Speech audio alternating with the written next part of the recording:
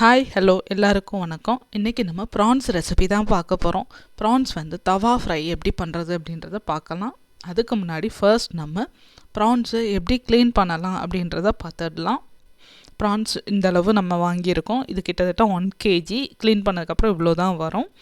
First இதில் உப்பு போட்டுடலாம். அதுக்கப்புறமா கொஞ்சமாக மஞ்சள்தூளும் போட்டுடலாம். என்ன நான்வெஜ் வாங்கினாலும் இது மாதிரி தான் நான் செய்வேன். வாங்கிட்டு வந்ததும் வாஷ் பண்ணுறதுக்கு முன்னாடி லைட்டாக உப்பு மஞ்சள்தூள் போட்டு நல்லா பெரட்டி வச்சுட்டு அதுக்கப்புறமா வாட்டரில் வாஷ் பண்ணுவோம். ப்ரான்ஸ் எல்லாத்துலேயுமே முதுகு பகுதியில் பேக் சைடில் கருப்பு நூல் மாதிரியான ஒரு பார்ட் இருக்கும். அது ப்ரான்ஸோட டைஜஸ்டிவ் பார்ட்டு. நம்ம சமைக்கிறப்போ அதை கண்டிப்பாக ரிமூவ் பண்ணிட்டு தான் சமைக்கணும்.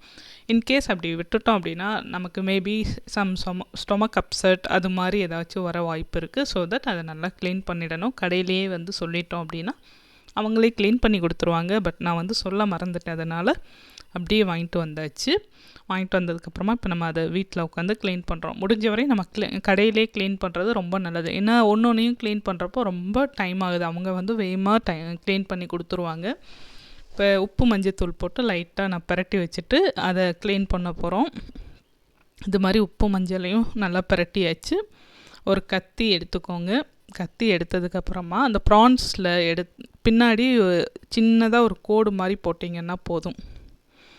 அந்த நூல் மாதிரியான பார்ட் நமக்கு தெரியும். அதை அப்படியே எடுத்துடணும். அதாவது ஸ்டார்டிங்லேருந்து எண்டு அந்த வால் பகுதி வரை இருக்கிறத அப்படியே ஃபுல்லாக எடுத்துடணும். இல்லை அப்படின்னா அது எப்படியாச்சும் சின்ன பார்ட்டாச்சும் அதில் இருந்துச்சுனாலும் நமக்கு பிரச்சனையை தான் தரும். உப்பு மஞ்சள்தூள் போட்டு லைட்டாக தண்ணி ஊற்றியாச்சு. இது கடையிலே க்ளீன் பண்ணி வாங்கிட்டு வந்துட்டால் நமக்கு இந்த வேலை இல்லாமல் இருந்திருக்கும். இது மாதிரி தான் வரும். கருப்பு கலரில் பின்னாடி பேக் சைடில் இருக்கும். இது ஆல்ரெடி கட் ஆனனால நமக்கு வெளியே வந்துருச்சு. இந்த மாதிரி பின்னாடி ஒரு கோடு போடுங்க. இதில் உங்களுக்கு போடுறப்பயே தெரியும்.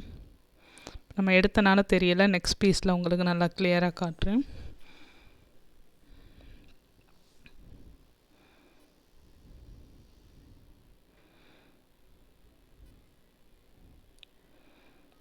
இப்போ கத்தியில் கட் பண்ணுறப்பயே உங்களுக்கு அந்த கருப்பான ஒரு இது தெரியுதா?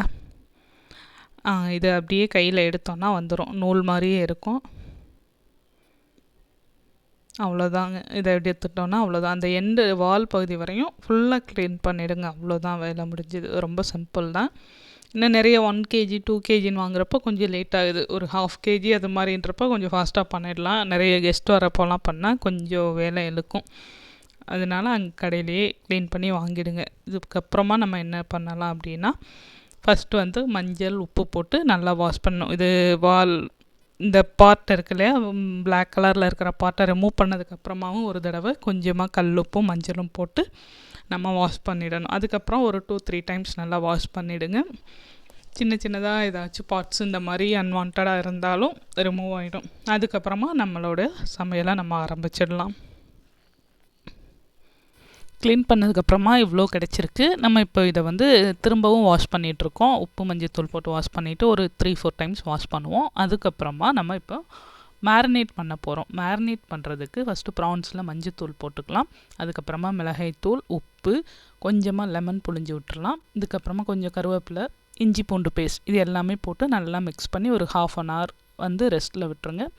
அதுக்கப்புறமா ஒரு தோசைக்கல் எடுத்துட்டு அதில் நல்லா ஆயில் ஊற்றி இந்த ப்ரான்ஸை ஒரு தடவை போட்டுட்டு கொஞ்ச நேரம் ஒரு 5 minutesக்கு அப்புறமா திருப்பி போடுங்க. திரும்ப ஒரு தடவை திருப்பி போட்டிங்கன்னா சீக்கிரமே வெந்துடும். ஒரு 10 minutes ப்ரான்ஸ் குக் ஆனாலே போதும், நல்லா குக் ஆகிடும். அவ்வளோதான், ரெடி ஆகிடுச்சு. தேங்க்யூ.